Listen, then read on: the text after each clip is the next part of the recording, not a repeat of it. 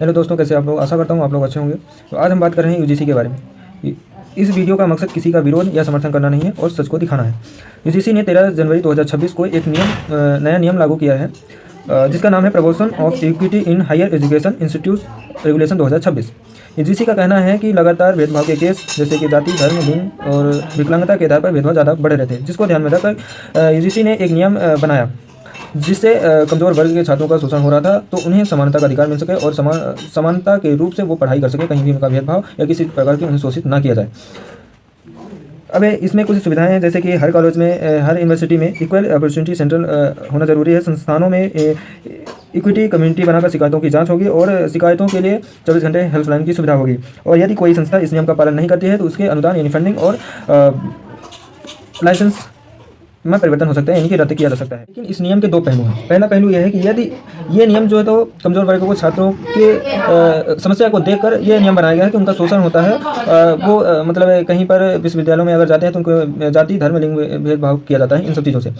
ये एक हो गया एक पहलू। दूसरा पहलू ये है कि कुछ लोग इसका मतलब विरोध भी कर रहे हैं और एक सच्चाई भी है कि कुछ लोग इसका गलत इस्तेमाल भी कर सकते हैं। जैसे ये नियम बना हुआ है तो यदि कोई छोटी जाति का, जैसे कमज़ोर वर्ग का कोई छात्र है तो इसका गलत इस्तेमाल भी कर सकता है कि नहीं, सामान्य वर्ग के छात्र हमारे साथ गलत कर रहे हैं, इस तरह के उसमें समान वर्ग के छात्रों में आरोप भी लगा सकते हैं।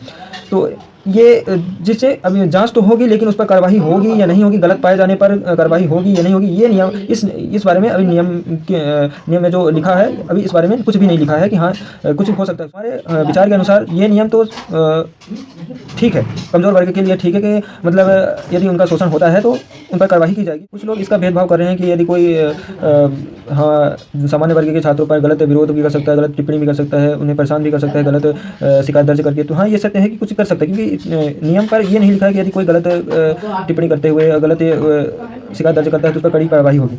इस वजह से मैं भी सहमत हूँ।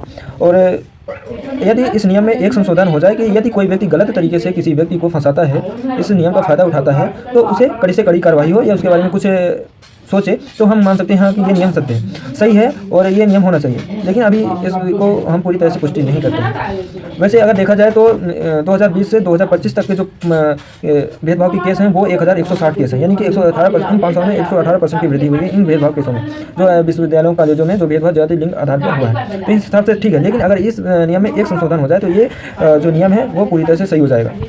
बाकी आप लोग क्या इस नियम के बारे में सोचते हैं, आप लोग ज़रूर बताएं। जय हिंद।